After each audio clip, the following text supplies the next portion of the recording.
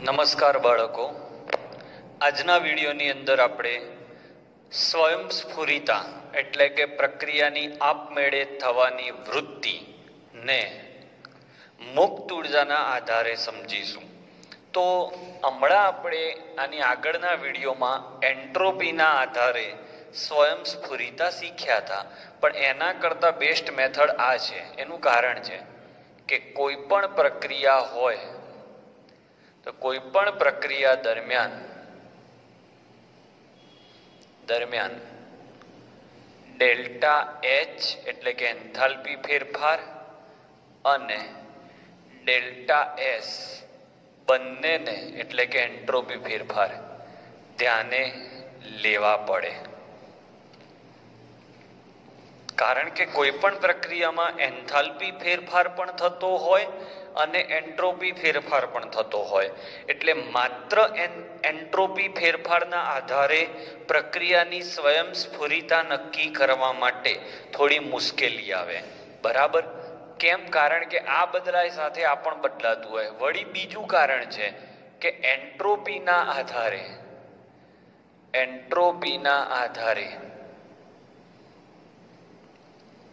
સ્વયંસ્ફુરિતા નક્કી કરવા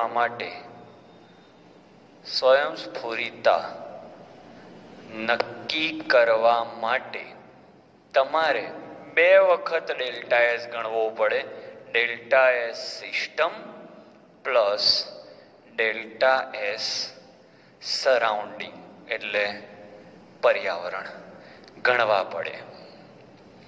એટલે આ પણ એક તકલીફ કહેવાય કે એન્ટ્રોપી ફેરફાર બે વખત ગણવા પડ્યા. એટલે એક એવો નવો અવસ્થા વિધેય આપણે લાયા. કયો અવસ્થા વિધેય? કે જે સરળતાથી પ્રક્રિયાની સ્વયંસ્ફુરિતા વિશે ચર્ચા કરે. આથી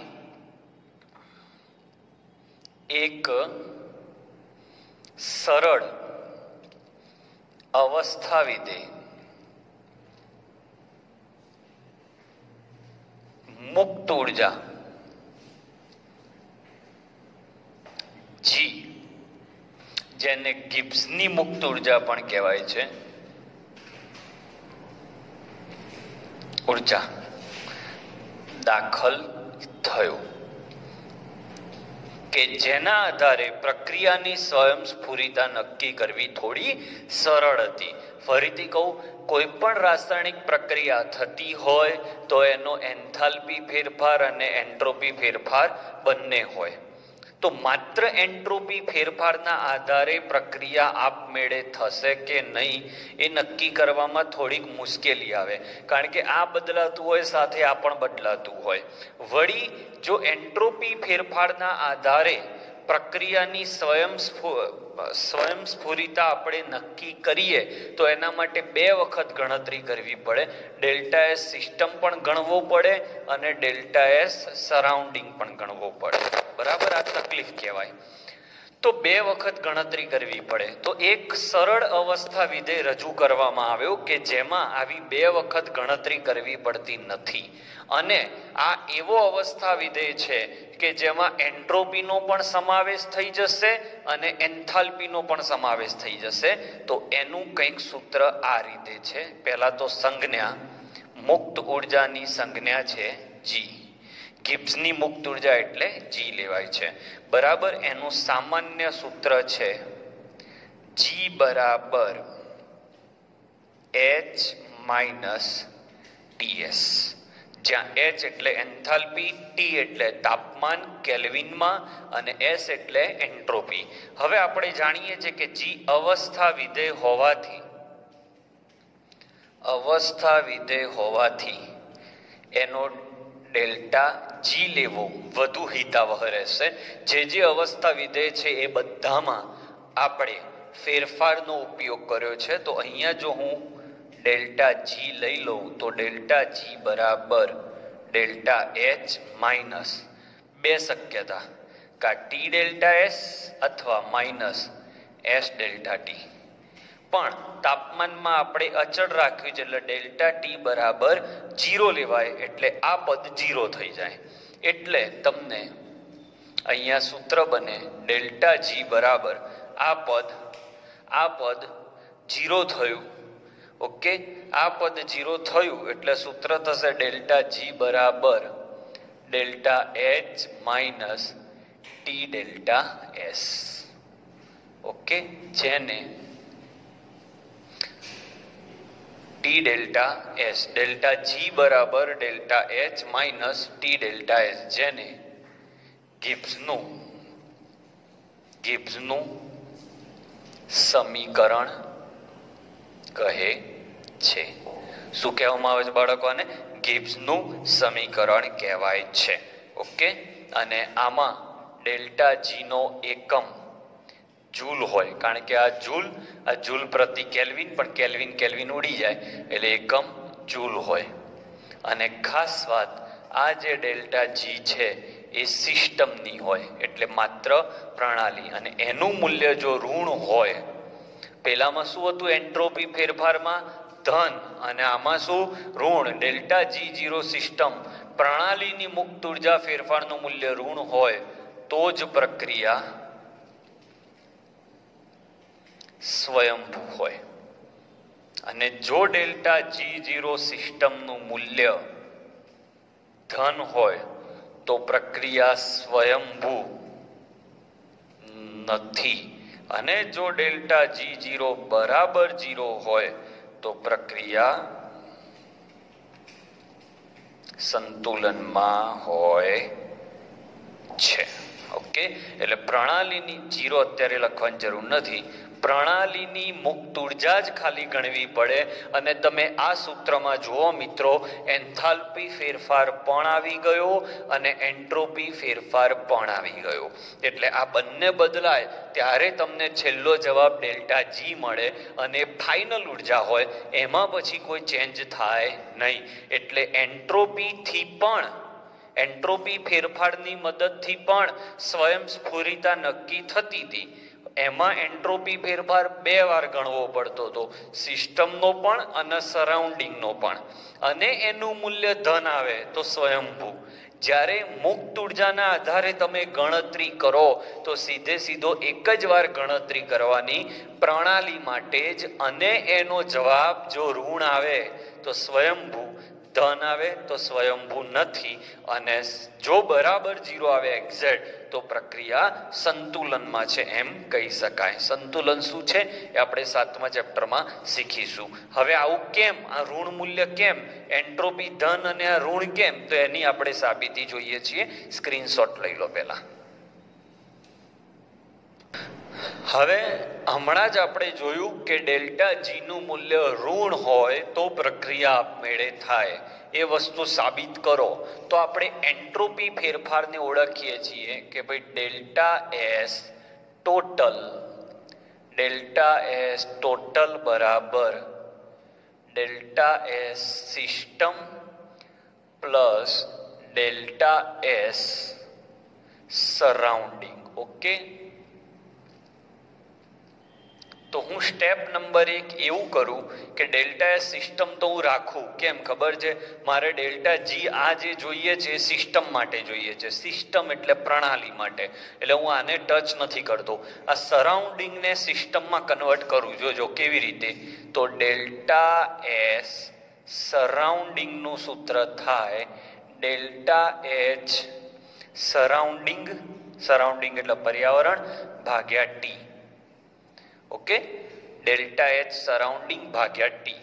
હવે આપણે ગયા વિડીયોમાં જોયું હતું કે જેટલી એન્થાલ્પી સિસ્ટમ મેળવે એટલી એન્થાલ્પી સરાઉન્ડિંગ ગુમાવે.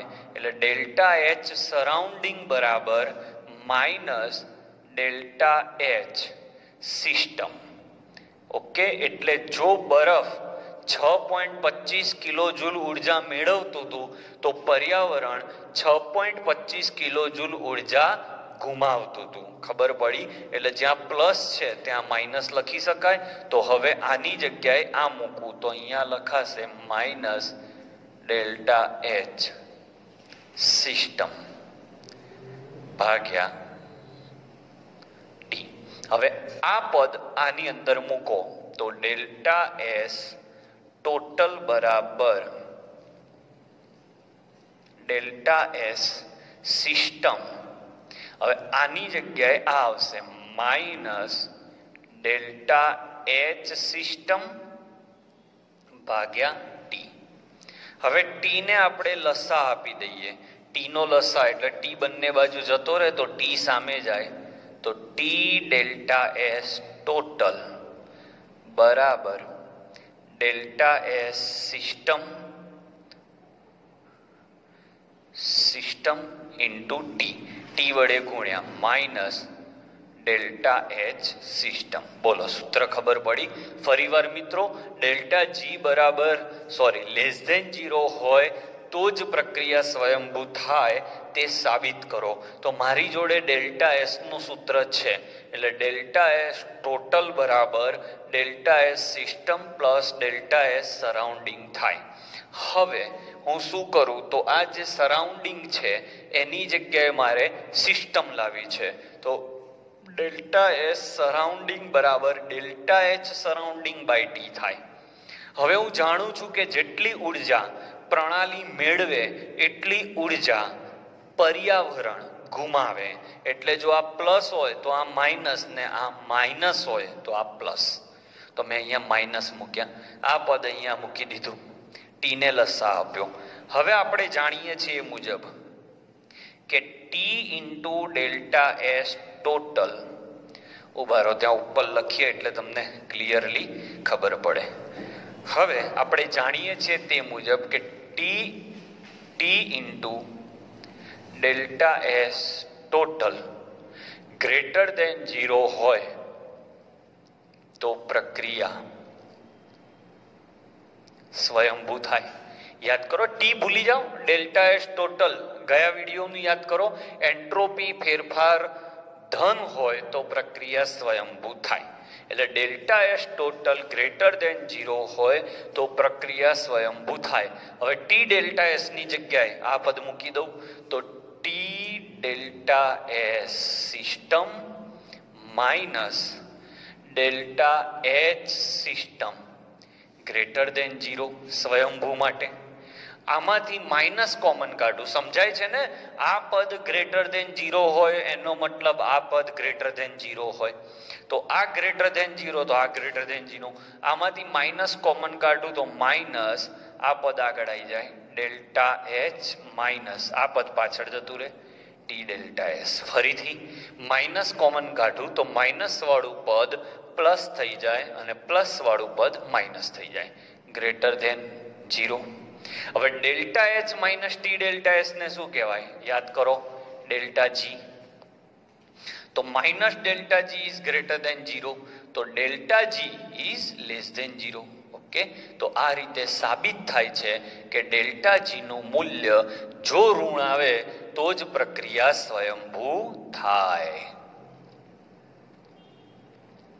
ફરીથી ચલો આખો પોઈન્ટ ફરીથી, delta S system plus surrounding. Surrounding શબ્દ મારે જોઈતો નથી, એટલે મેં સરાઉન્ડિંગને સિસ્ટમમાં કન્વર્ટ કરવા માટે ડેલ્ટા એચ બાય ટી સૂત્ર લીધું. સરાઉન્ડિંગને સિસ્ટમ કહેવાય પણ આગળ માઇનસ લેવો પડે, એ પોઈન્ટ મેં અહીંયા મૂક્યો. ટી વડે આખા સમીકરણને ગુણી નાખ્યા. હવે T into delta S total greater than 0 હોય તો પ્રક્રિયા સ્વયંભૂ. તો આ ગ્રેટર દેન 0 એનો મતલબ આ પદ ગ્રેટર દેન 0 થાય. એ ગ્રેટર દેન 0 થાય, માઇનસ કોમન કાઢ્યા એટલા માટે કે મારે આ સૂત્રને ડેલ્ટા જી જેવું બનાવવું હતું, તો આ ડેલ્ટા જી જેવું સૂત્ર બની ગયું અને આ પ્રક્રિયા સ્વયંભૂ થઈ ગઈ. ઓકે, તો આમ સાબિત થાય. અને જો આ જ વસ્તુ ડેલ્ટા G0 ગ્રેટર દેન 0 હોય તો આ પ્રક્રિયા સ્વયંભૂ નથી, હમણાં જ લખ્યું. અને ડેલ્ટા G0 બરાબર 0 હોય તો પ્રક્રિયા સંતુલનમાં છે.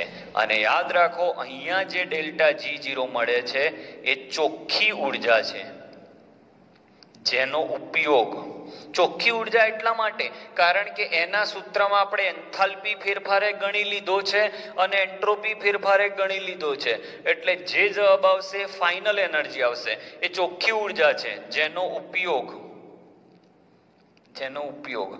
કાર્ય કરવા માટે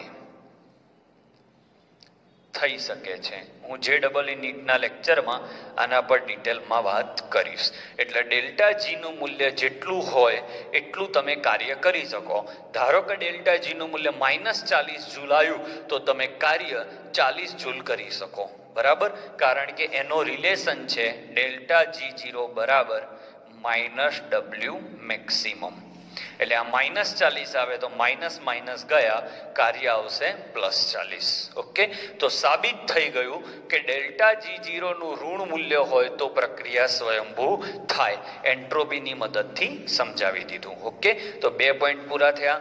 પહેલા વિભાગમાં એન્ટ્રોપી ફેરફારનું આપણે સૂત્ર લીધું. બીજા વિભાગની અંદર સાબિત કર્યું કે મુક્ત ઉર્જાના ફેરફારનું મૂલ્ય જો ઋણ હોય તો જ પ્રક્રિયા આપમેળે થાય. બીજું કે આને મુક્ત ઉર્જા કેમ કીધી? કારણ કે આ ચોખ્ખી ઉર્જા છે જે મુક્ત છે કાર્ય કરવા માટે, એટલે આને ગિબ્સની મુક્ત ઉર્જા કહેવાય છે. ઓકે, ક્લિયર છો? સ્ક્રીનશોટ લઈ લો. આના પછી એક ટેબલ સમજાવું છું જે JEE નીટ માટે મોસ્ટ IMP છે. Please take the screenshot. હવે આ જે ટેબલ છે એ નીટ માટે મોસ્ટ IMP છે. પોઈન્ટને સમજીએ. ડેલ્ટા H નું મૂલ્ય નેગેટિવ લઉં, ઓકે, VE લખું એટલે નેગેટિવ, આનું મૂલ્ય પણ નેગેટિવ લઉં તો ડેલ્ટા G ની હાલત શું થાય? હવે જેને ગણિત આવડતું હશે, એકદમ સાદું ગણિત, ઉપર 0 મૂકું છું મતલબ પ્રમાણિત સ્થિતિની વાત છે. એકદમ સાદા ગણિતની વાત છે કે આ નેગેટિવ અને આ નેગેટિવ હોય તો ડેલ્ટા G માં શું થાય? ચલો આવો, બહુ જ જોરદાર પોઈન્ટ. આ નેગેટિવ અને આ નેગેટિવ, તો આ નેગેટિવ નેગેટિવ પોઝિટિવ થાય. એટલે પહેલું પદ નેગેટિવ, બીજું પદ પોઝિટિવ. હું ખોઈ ગયા કે શું ચાલે છે મિત્ર? આ નેગેટિવ. હવે શું છે મિત્રો, તમે 11 સાયન્સમાં છો એટલે માઇનસ માઇનસ પ્લસ થાય એ લેવલનો વિચાર મારે તમને આપવાનો જ ના હોય, તમને ખબર જ હોય. છતાં પણ ફરી એકવાર, આ નેગેટિવ અને આ નેગેટિવ અહીંયા વિચારો તો આ નેગેટિવ થશે અને આ નેગેટિવ, તો નેગેટિવ નેગેટિવ, આ નેગેટિવ પોઝિટિવ. એટલે આ પદ નેગેટિવ અને આ આખું પદ પોઝિટિવ. તો જવાબ કા નેગેટિવ આવે કા પોઝિટિવ આવે. જેનું પદ મોટું એવો જવાબ આવે. તો જો હું તાપમાન ઊંચું રાખું, તાપમાન ઊંચું રાખું તો પાછળનું પદ વધી જાય. પાછળનું પદ મોટું થાય એટલે ધન મૂલ્ય વધી જાય. અમુક કે ખાલી ખસેડી દો છો મગજ, અલ્લા બાળક જેટલું છે એટલું એપ્લાય કર બેટા. આ માઇનસ નથી, આ માઇનસ હતો અને આ માઇનસ હતો એટલે પ્લસ થઈ ચૂક્યા છે. એટલે જો તમે ટેમ્પરેચર વધારશો તો પાછળનું પદ વધશે અને એ ધન મૂલ્ય છે. એટલે આ ધન મૂલ્ય વધશે તો ડેલ્ટા G નું મૂલ્ય ધન આવશે. અને ડેલ્ટા G નું મૂલ્ય ધન આવે તો પ્રક્રિયા આપમેળે ના થાય. ઓકે, ફરીથી હવે જો આ નેગેટિવ અને આ નેગેટિવ લઉં અને તાપમાન નીચું રાખીએ, એટલે આ નેગેટિવ નેગેટિવ પોઝિટિવ, પણ તાપમાન નીચું છે એટલે આગળનું પદ મોટું થઈ ગયું, આગળનું પદ નેગેટિવ છે એટલે જવાબ નેગેટિવ આવે. તમારે જાતે આને ટ્રાય કરવો પડશે. આ નેગેટિવ આવ્યું એટલે પ્રક્રિયા આપમેળે થાય. ડેલ્ટા G નું મૂલ્ય ઋણ હોવું જરૂરી છે. બહુ જ MCQ પૂછાય છે આમાંથી. હવે જો આ પોઝિટિવ લઉં અને આ પણ પોઝિટિવ લઉં તો શું થાય? તો આ પોઝિટિવ અને આ પોઝિટિવ, પોઝિટિવ નેગેટિવ નેગેટિવ, એટલે વચ્ચેનું માઇનસ એમનો એમ રહ્યો. હવે જો હું તાપમાન ઊંચું મૂકું, તમે ચોપડામાં આખી પ્રેક્ટિસ કરજો, તો આ મૂલ્ય પોઝિટિવ છે, આ મૂલ્ય પોઝિટિવ છે ને વચ્ચે નેગેટિવ છે ને અહીંયા ટેમ્પરેચર છે. હવે તમે ટેમ્પરેચર ઊંચું કર્યું એટલે જેવું ટેમ્પરેચર ઊંચું કરશો એટલે માઇનસ વાળું પદ મોટું થશે. જેવું માઇનસ વાળું પદ મોટું થશે એટલે આનો જવાબ માઇનસ આવશે. અને આ માઇનસ આવે એટલે પ્રક્રિયા આપમેળે થાય. હવે જો ટેમ્પરેચર આ પોઝિટિવ, આ પોઝિટિવ અને જો ટેમ્પરેચર નીચું રાખું એટલે જેવું ટેમ્પરેચર નીચું આવશે એટલે આ માઇનસ વાળું પદ નાનું થઈ જશે, એટલે જવાબ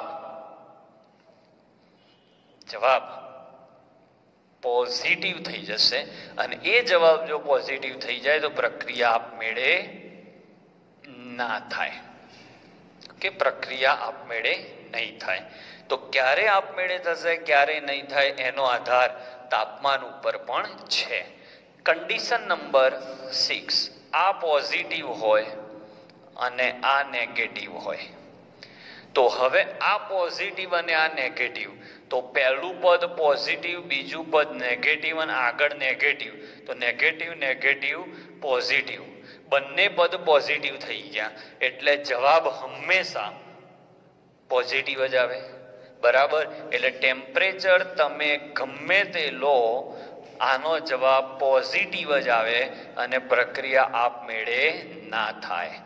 તો પ્રશ્ન એવો પૂછાય, નીચેનામાંથી કઈ પરિસ્થિતિમાં પ્રક્રિયા ક્યારે આપમેળે નહીં થાય? તો જ્યારે એન્થાલ્પી ફેરફાર ધન હોય એટલે ઉષ્મા શોષક અને એન્ટ્રોપી ફેરફાર ઋણ હોય, ત્યારે આ પ્રક્રિયા ક્યારેય આપમેળે નહીં થાય. છેલ્લો પોઈન્ટ, જો આ નેગેટિવ હોય અને આ પણ નેગેટિવ હોય. મને ખબર છે કે ડિફિકલ્ટી લેક્ચરમાં તમે પહેલો જ પ્રશ્ન પૂછો, સાહેબ આ ચલાવો ને ફરીથી, પણ કોઈની તાકાત એ નહીં હોય કે બેટા આપણે જાતે સૂત્રો, બેટા માઇનસ અને માઇનસ નો ખેલ છે, તમે માઇનસ માઇનસ પ્લસ થાય એ ન સમજી શકો, એવું તો બને નહીં. હું તો શીખવાડી દઈશ, પણ તમને ના આવડે કે આ માઇનસ માઇનસ પ્લસ થાય,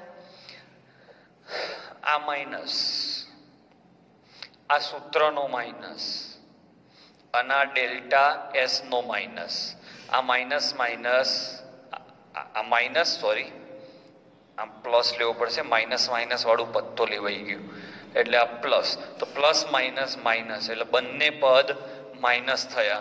બંને પદ માઇનસ થાય તો ટેમ્પરેચર તમે ગમે તે લો, ટેમ્પરેચર તમે ગમે તે લો, ગમે તે ટેમ્પરેચર લો, આ નેગેટિવ જ આવે, એટલે હંમેશા પ્રક્રિયા આપમેળે થાય. તો પ્રશ્ન એવો આવે, નીચેનામાંથી કઈ પ્રક્રિયા હંમેશા આપમેળે થશે? તો જે પ્રક્રિયા ઉષ્માક્ષેપક હોય અને જેની એન્ટ્રોપી ફેરફારમાં હંમેશા વધારો થતો હોય, તે પ્રક્રિયાઓ આપમેળે થાય છે. તો મુક્ત ઉર્જાના આધારે સ્વયંભૂતાની ચર્ચા અહીંયા પૂરી થઈ. હવે એક લેક્ચરનું કામ બાકી છે, એટલે આ ચેપ્ટર પૂરું થઈ જશે. Okay, please take the screenshot.